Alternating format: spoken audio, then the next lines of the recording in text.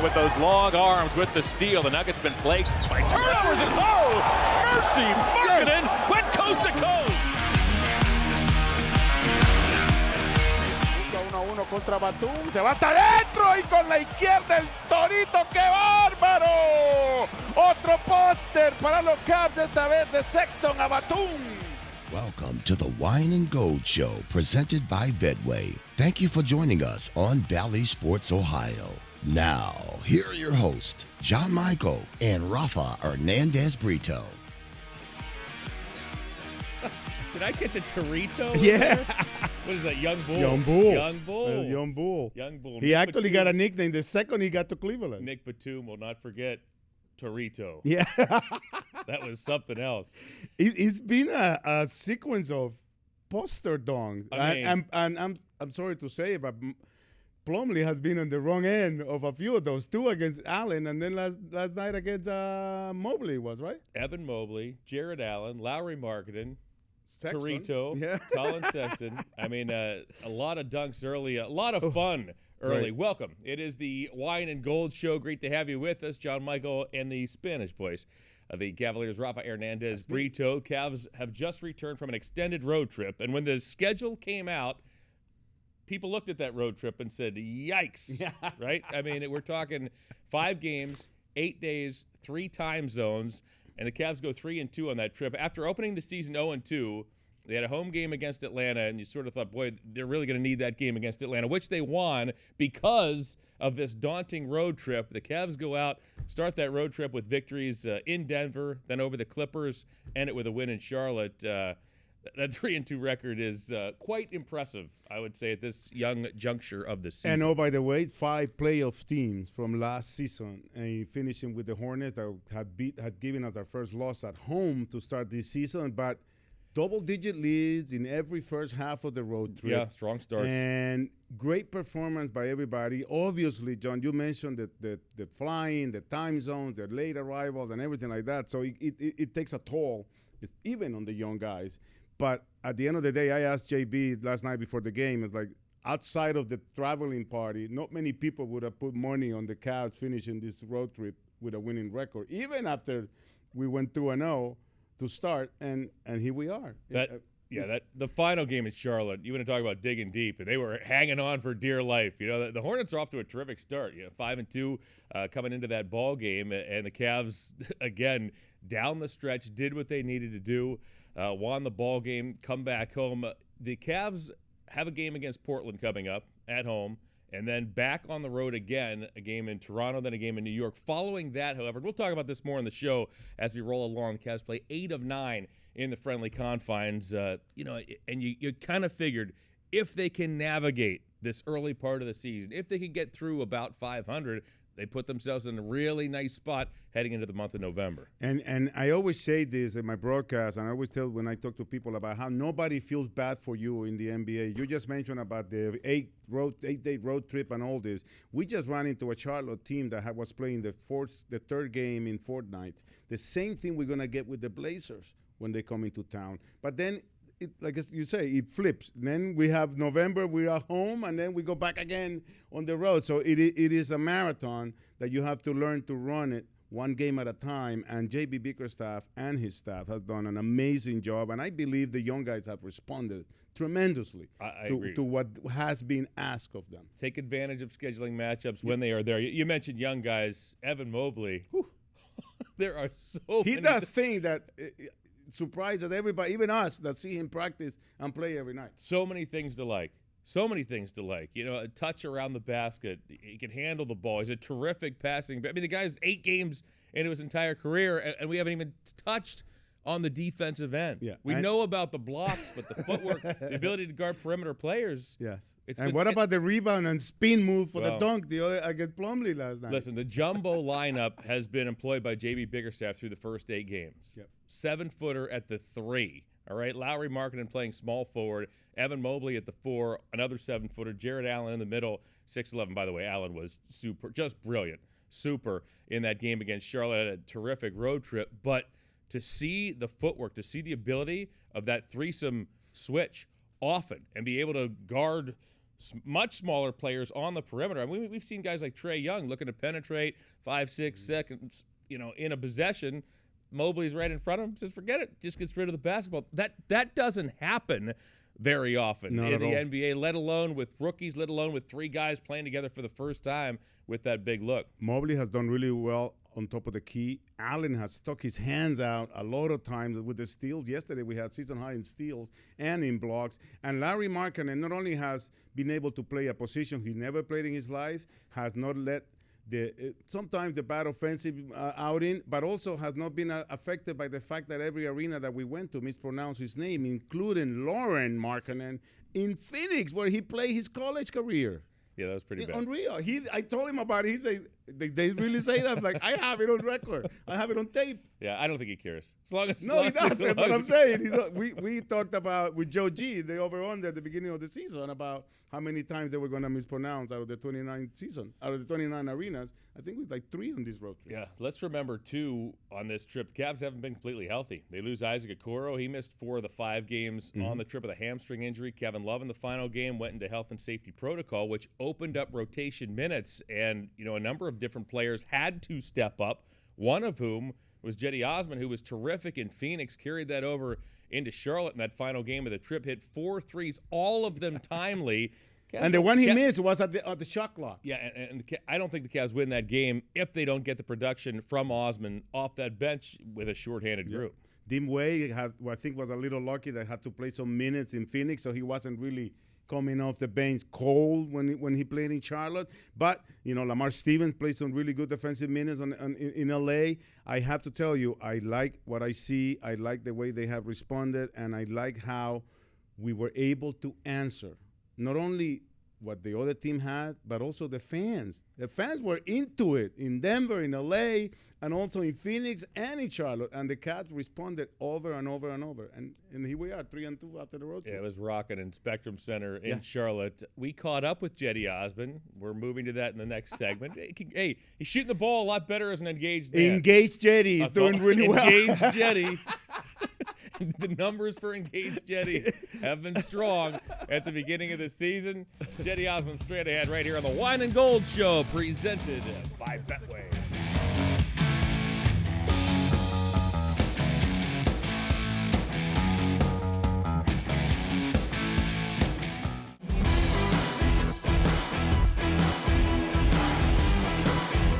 Welcome you back to the Wine and Gold Show, and look who we are joined by. It is Cedi Osman. Good to see you, my friend. Good to see you too. You can rest assured, I told Rafa, every time you're on the show, he brings up your first practice here. So rest assured he's not going to bring up the Can time. we just not talk about the practice, please? So you can rest easy. He's not going to bring it up during this show. Okay, good.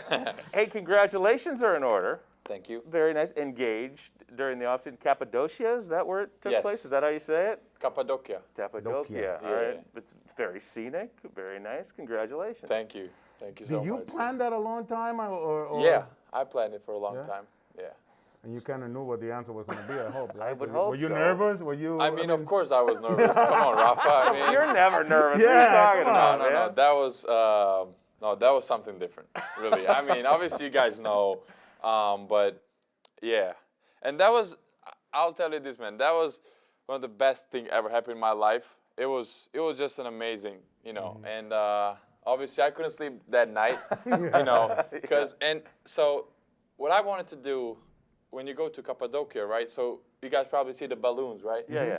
So they're kind of get up like they take off around 5:30 a.m. So they be in air so they can see sun coming up, right?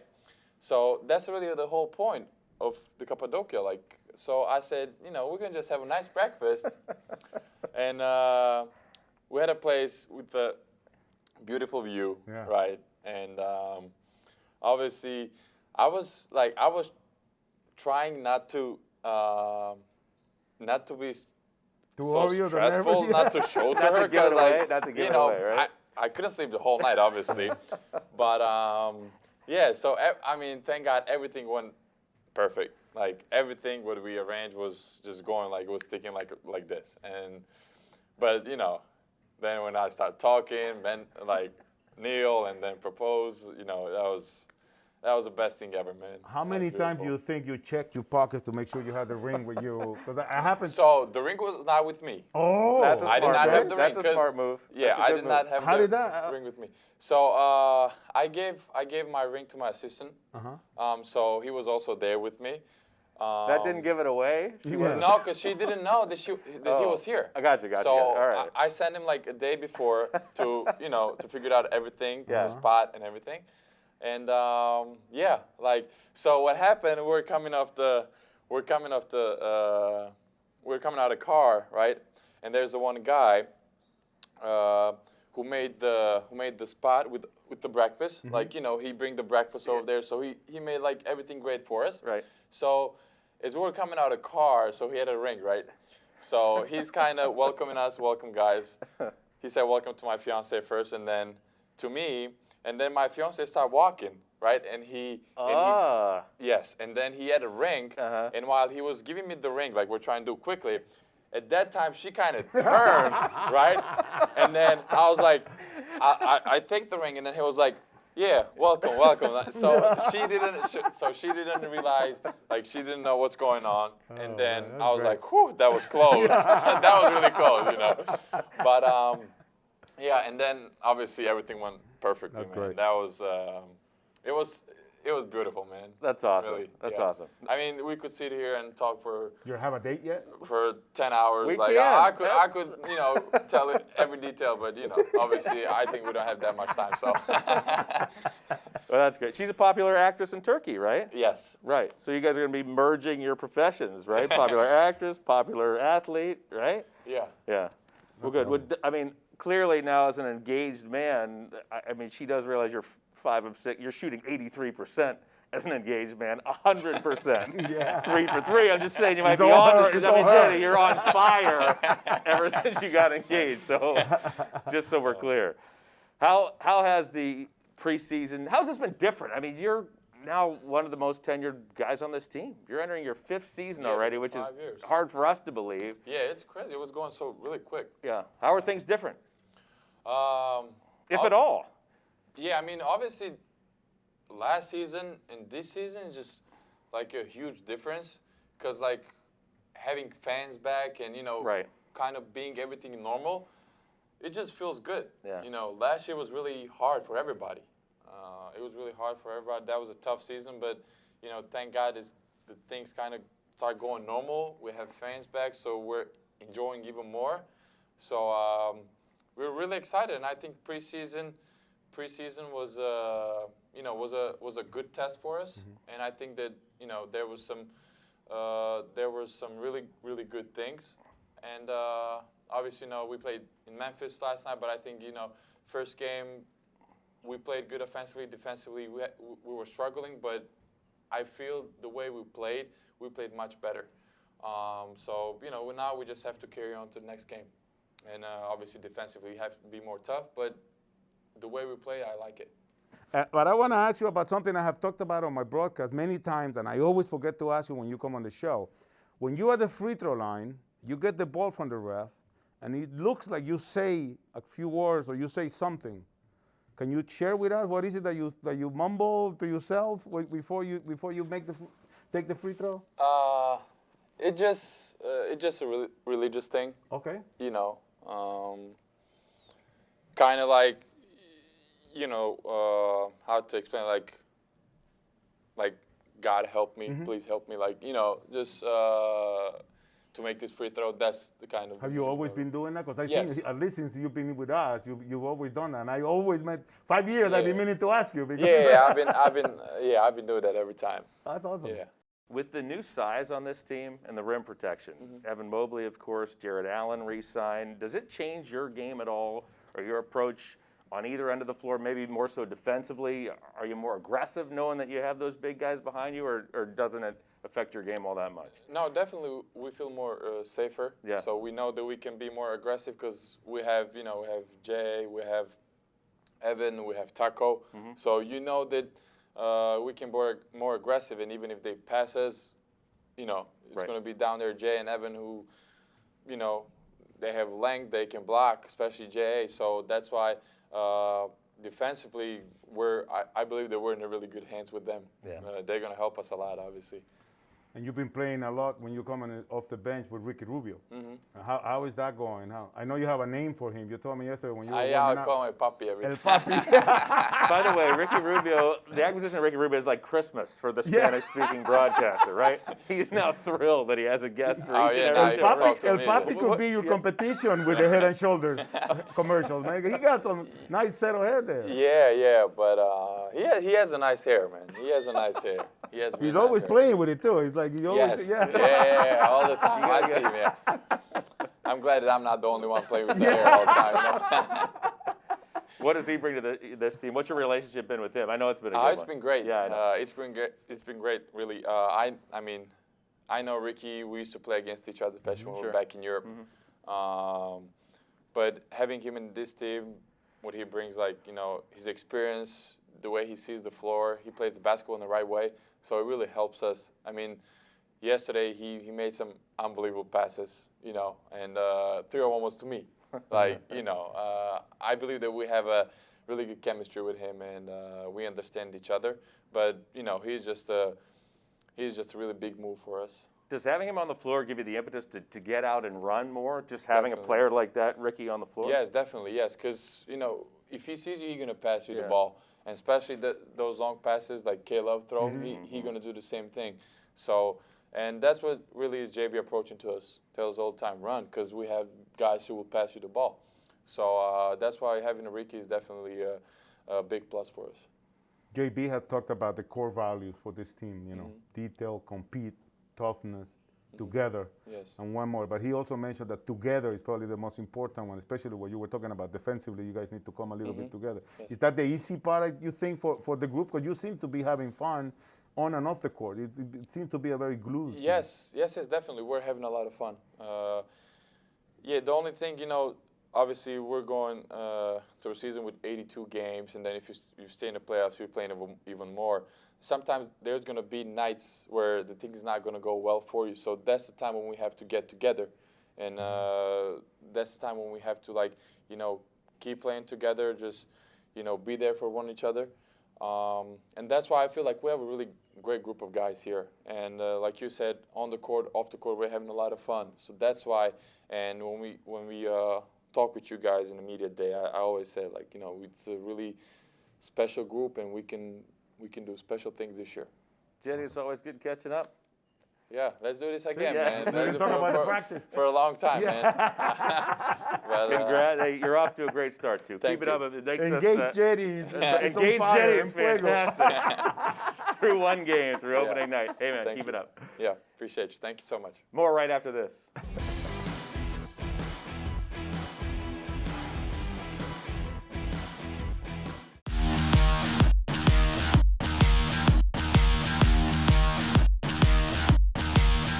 Back on the Wine and Gold Show, presented by Betway. Always fun catching up with Jetty, isn't it? The best. I love him. And hopefully he'll help us win an Emmy this time. Well, we'll see.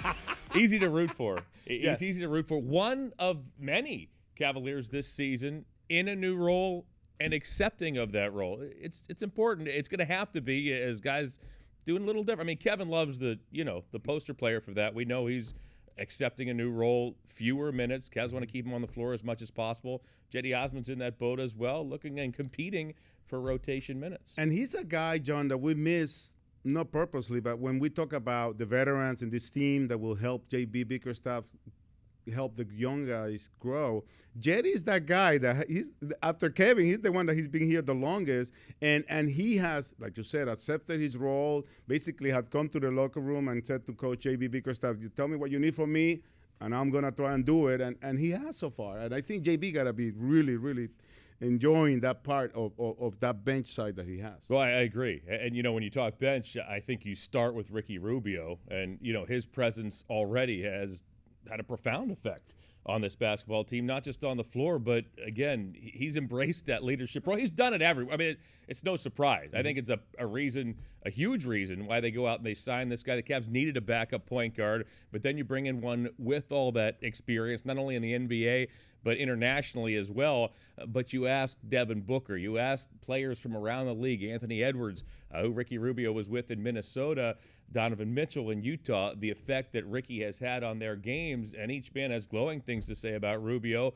And so far, Colin Sexton and Darius Garland have had the same things to say. And the rest of the team, because for some reason when Ricky comes on the court and he gets it's that the calmness that comes into our offense. And last night he showed us something, John, that you have to appreciate, that he will not just affect the game scoring or even assisting, because he wasn't that high on the assists yesterday. But when he was on the court, the Cavs were plus 22, I believe, when Ricky Rubio was on the court last night. And you can sense that when he's running that offense, he's been trying to get shoved and pushed by the opposition. They were trying to get him, and he just keeps that steady temperature on the court, and he helps the Cavs. Yeah, he knows how to manipulate defenses. He's a master at it, and it's and work the refs too, by the way. He's big. It's interesting watching this young team that when the Cavs have the lead and the league starts to dwindle and it starts to run down, then you look at JB Bickerstaff and he'll peak. He'll start peaking, and then sure enough, here comes Ricky Rubio checking in, moving to the scorer's table. But that's what he is. Yeah. That's what he brings. Another guy who over the last couple of seasons has been asked to play a different role. Ricky now coming off the bench. He had been a starter for most of his career, of course. Lauri Markkanen. We talked about this at the top of the show. He's been asked to do a lot of things that he was never asked to do in Chicago, not the least of which is guard threes. Yes. And the best part about it, John, that we still have not seen the offensive Markkanen that we all know that can be there. And I like the fact that he has gotten off to a bad start shooting has not affected his game and his plan and the role that J.B. Bickerstaff has demanded of him. We all know what we said. The first thing he heard when he came into Cleveland Clinic Courts was one rule: shoot the ball. But he has to play a position that he never played in his life. I'm sure he was always the tallest guy wherever he played, and he has done it wonderfully. And amid all that bad shooting, whenever Lauri Markkanen hits a three or gets a shot on offensive board, they're huge. Last night was just key when he hit that last three he did. Again, when the Hornets were trying to come back, trying to cut that double-digit lead into single digits, there was always Lauri Markkanen with an assist, with a steal, with a block, offensive board. I mean, he's done everything that you don't see unless you really look at the stat sheet and see everything in there. I think a big part of what's fun this season is that the Cavs are bucking the trend. I mean, the league is going to small ball, right, or positionless basketball. 2001, like they told you. Here come the Cavs pounding it out with three big guys. I mean, last season the Hornets. I mean, they were one of the smallest teams in the league. I mean, they went out and got Mason Plumlee, who doesn't play a lot throughout the course of a game. They still go with a lot of smaller lineups. P.J. Washington, 6'7", was their biggest player on the floor for large stretches of last season. They still do that with the rotations. And the big question coming into the game, can the Cavs exploit their size? And that is precisely what they did all night long. And it's fun because we've seen teams not exactly know what to do with the Cavaliers with all that size. And the key to all that is the fact that our 7-footers can guard the perimeter. That's it. And It I doesn't think that work. gets you Does to not stay work. on the floor. It does not work otherwise. Don't care who you switch to. You're going to be there. And if you get by Mobley, it's going to be Markkanen or Jared Allen and whoever you put in the perimeter. You can't even pick and choose like who you want to take on. And you mix mismatches because the three of them have done a wonderful job. And also the help defense from behind has helped a ton. The communication is getting better. And you can see it in the results. But like you said, we're going against the trend because the three of them can actually guard the perimeter. It's the only reason it works. Yep. It's been fun to watch here in the early part of the season. We'll be back with more right after this on the Wine and Gold Show, presented by Betway.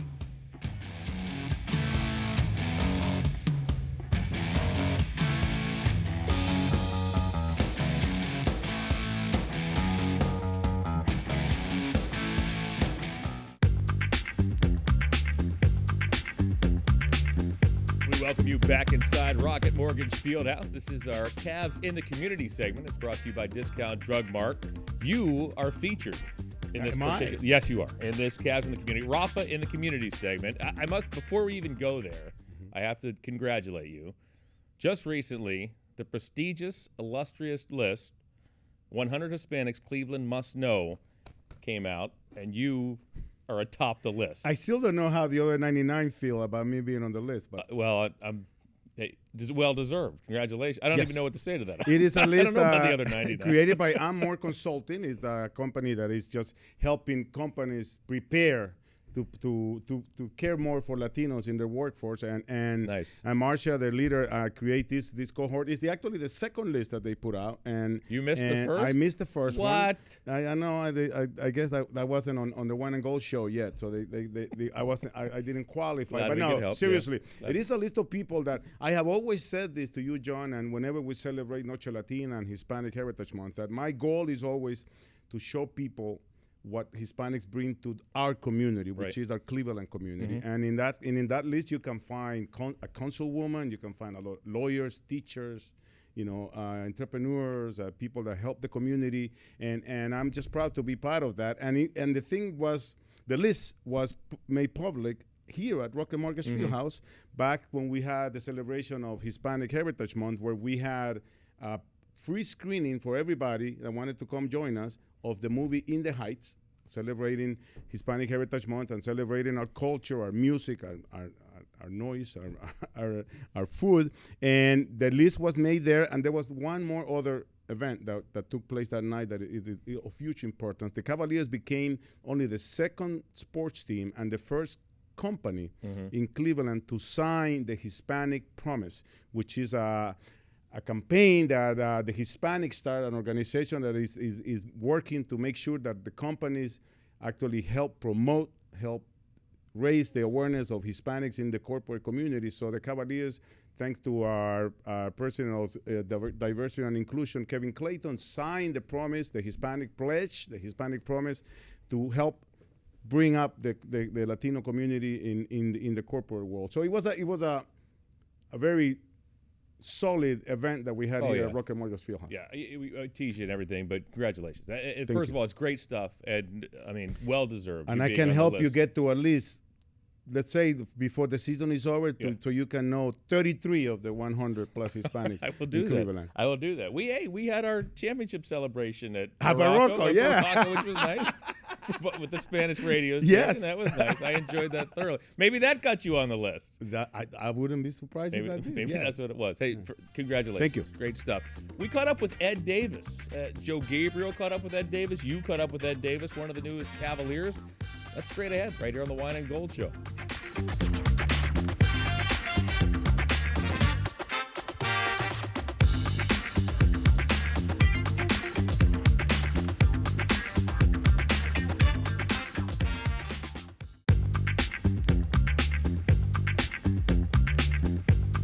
It is the second half hour of the Wine and Gold Show. John and Rafa, great to have you with us. Cavaliers, near the end of camp, went out and signed a veteran in Ed Davis, one of the top per-minute rebounders throughout his entire career.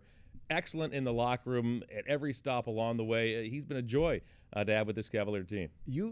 You hear these things about players, like when we got Ed Davis, about all the reasons we did, but we didn't really know him. We've seen him in the league ever since he was with Portland, Toronto, and everything. A lot of teams. But then you talk to the guy, and then you realize exactly what they mean when they say he's the piece that we need in the locker room to keep everybody together. Within 30 seconds of his first press conference, it was like, but I really like Ed Davis. Yeah. We've seen him around the league for years. What I was impressed about is we know about his numbers. He's not that big, in stature. To have He's a hustler. Right, to have those kind of numbers, and again, per minute rebounding numbers, season after season after season. Ed Davis was at the top of the list, and you and Joe Gabriel got to catch up with him on Wine and Gold Radio, right? Wine and Gold Radio. I gotta do the jingle when we talk about Wine and Gold Radio. Yes, we have our podcast. It was our second episode of the season 2, episode 2. We're trying to do it like a Netflix thing now, like season 2, episode 2. Oh, all right. For Wine and Gold Radio, and we talked to him about many things, including how he ended up in North Carolina. in Chapel Hill, in North Carolina. Let's take a watch. Well, you're from Washington, D.C., and my question is always comes up like, was there a reason why not Georgetown instead of UNC? So I was born in Washington, D.C., but I'm from Richmond, Virginia. Oh, okay. But Georgetown was in my top 5. That's when they had Coach Thompson was there, but they had they were really going after Greg Monroe, and we were obviously we're in the same class, and you know I think he was ranked like top 3, and I was like right behind that. So it just when they started going after him, I just decided to. And Duke was never elsewhere. part of the plan? Man, actually, man, I felt this was so disrespectful. When I was getting recruited, I forgot the assistant. He called me and told me if I keep playing well, he's going to get me on the phone with Coach K. I was like, huh? Like, I'm a top 10 player right now. If I keep playing well, I'm like, all right, cool. So when they said that, like, That took Duke out of the then I'm just not like a Duke player. I play with a lot of them. Like, I mean, I'm gonna go to dinner with Mason Plumlee tonight, so nothing against him, but I'm a Carolina guy, man, not a Duke guy. It's a little different, man.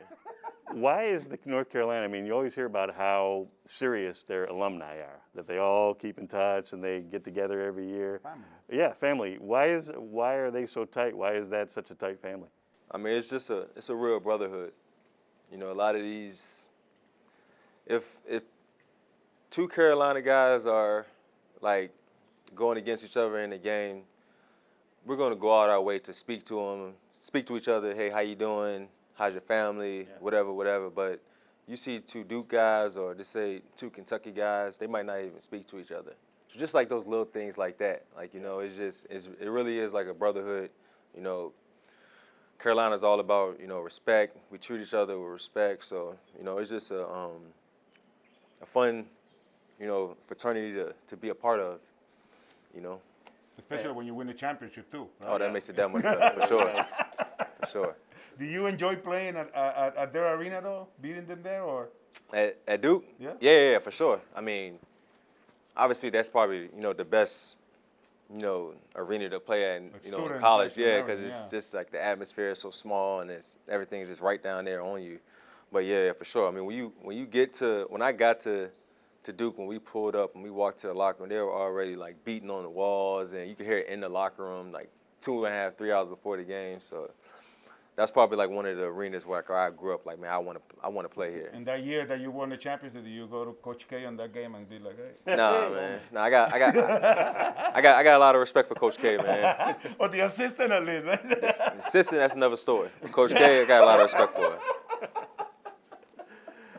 You know, if you keep performing well here, maybe we can get you a call with Coach K. I love that. That was fantastic. And he goes, you want to talk about some disrespect. I swear to you, I didn't know that was going to be the answer. I was just doing it like as a joke thing, you know, Chapel Hill, Duke, big rivalry, Tobacco Road, whatever. But when he said that, it is disrespectful. It is. It's completely disrespectful. He was a top 10 guy. Right. He get you a call. Play Coach better? K. What's it going to be? Oh, thanks. A day later, he's at Chapel Hill. Are you serious? We did check with assistant coach Antonio Lang just to make sure that it wasn't him. He was not involved in any capacity. You know what he said? I mentioned it to Coach Lang, and I said, you know, I told him the story. We talked to a David, this and that, and he goes, "That's K. That's Coach K for you." Like he wasn't surprised or shocked. Okay. Yeah. All right. We're gonna have to tell Ed that's what he said. We're gonna have to see how that all shakes out. Goes, that's Coach K. Hey, great. Hey, Ed Davis, great guy to have on board. Great guy. More Wine and Gold Show right after this.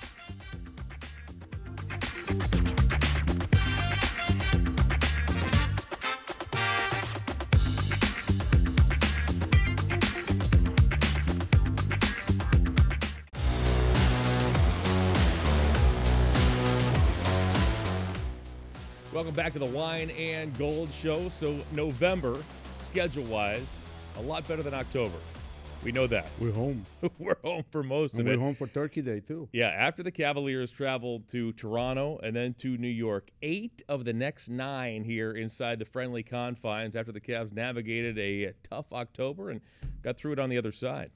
Portland, games, like you mentioned, to go away, and then the Wizards come, the Pistons twice against the Celtics, and I think that's going to be a good test. Also, even though we're at home, it's going to be a good test for everybody. Saturday the 13th, new jerseys Yes. as well. The Nike NBA Moments Mixtape City Edition uniform will debut. It's nice. I'm liking it. It's nice. I'm liking it because of all the meaning behind it. Yeah, there's a lot of meaning. And it takes from different areas. In fact, we have a terrific video. Let's check it out. Yeah, let's take a look.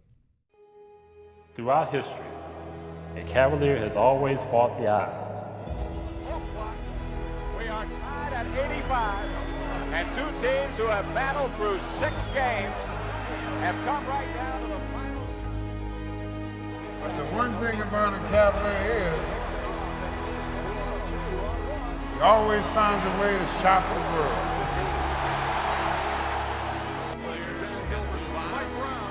And you know what they say about history?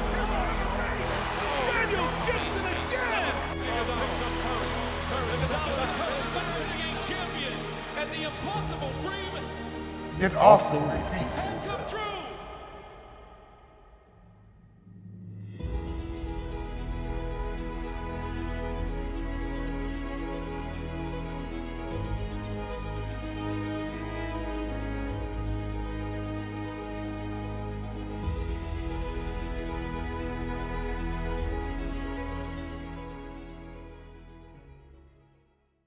So there are different parts of the uniform that represent different eras of Cavalier basketball. I like the Austin Carr wine, white and gold I was going to tell you, hash marks. if you were as hip as I am, you would understand the mixtape name. Because we're mixing up all our great generations of players and visits to the playoff, obviously our championship season. But the AC thing is like, it's the go-to for me, yeah. Right, the hash marks. Then from the 92 playoffs, that group, they have the Cavs logo with the basket in the V. Yeah. That appears on the front of the shorts. And I think that is one of my top Cavs logos, especially and obviously with the era was so successful as well. I always say we don't get to 2016 without having to go through all that we went through with that generation. But that is an amazing logo right on the waist as well. I like that's a good throwback logo too. I like that from the early 90s. Then the return to downtown Cleveland. There are aspects of that, the typeface that you'll see on the new uniforms comes from that era. The return to play at the brand new Gund Arena at that time here in downtown Cleveland. I love the fact when I gotta be honest with you, because also this comes with a court as well. Whenever we wear those things, it's gonna be 10 games this season. We're gonna wear all the way through March, 3 times in November, and in December, January, whatever. And you'll see a very special thing on one of the sides of the court. The court's nice. Which is the 3-1 lead that we overcame, just to say it in a different way, not like somebody blew it, but we overcame a 3-1 deficit. It's also going to be on the jersey side with the NBA logo with a diamond in it, because obviously the 75th anniversary, right? And also it's on the court, those 3-1 dots. So. The court's going to be nice. The uniform's going to be nice. There's also a throwback to the first finals appearance that appears on the side of the shorts, and then of course that big C logo in 2016 that appeared on the sleeve jerseys, the black sleeve jerseys, which were, I guess, iconic and will now go down in history for this organization. Yes, especially with the sleeves and the seamstress that came over to make sure that the sleeves weren't too tight and everything. But for all you fans that want to take part of this and want to own your own mixtape City Edition jersey, you can text the word jersey to 30594 to sign up for text, and you get notified when it's going to be available to get your customized jersey and also to get all the other deals that the ladies, the people at the team shop have. And I want to invite them for the next show. Okay. Hopefully they can bring some goodies for the team. Oh, for free the stuff. Yeah, free stuff. First time the new season you're looking for free stuff.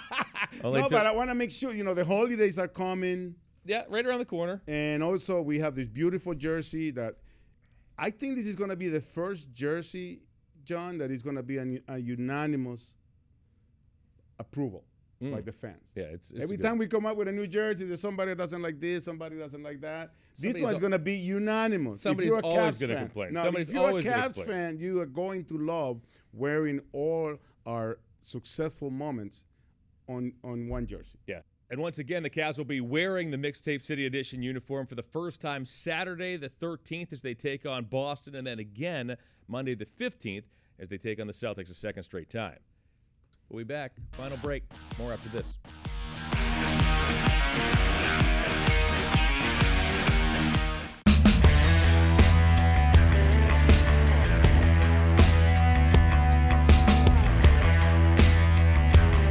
Back to close up shop on the Wine and Gold show. Well, after the Cavs have a midweek matchup at home against Portland, 7 straight games against Eastern Conference opponents, and some surprises early in the East to some. The powerful Eastern Conference. How about the Chicago Bulls? I mean, new look. We knew what they were trying to do: juice up that offense, surround Zach LaVine with some players who can get it done. Lonzo Ball, DeMar DeRozan, Alex Caruso's coming off that bench. They traded for Nick Vucevic last season. They're off to a wonderful start. The Knicks as well with Kemba Walker. They're rolling, trying to prove there wasn't a one-season pony, I suppose. And then Miami with Kyle Lowry. You kind of had the sense that Miami's ready for a bounce-back season. That is a gritty bunch down in South Florida. I like what Philadelphia is doing as well, with all the problems or distractions they've been having off the court, with the supposedly injury to that Embiid has been playing injury, and obviously the absence of Ben Simmons and everything that he has brought into since he arrived back in Philadelphia. They have done an amazing job to be up there, and the Eastern Conference. They have a lot of teams that are playing hard. A lot of teams have gotten better. Washington's a perfect example of a team that's gotten a lot better. They move on from Russell Westbrook, but now Kyle Kuzma's there. Montrezl Harrell looks like he looked a couple of seasons ago, had a down year last year in L.A. with the Lakers, but Beal is being Beal. Kentavious Caldwell-Pope. I mean, they have some players, and these are going to be some of the teams that the Cavs face during this month of November. Should be fun. This has been the Wine and Gold Show. For Rafa, I'm John. Until next time, take care.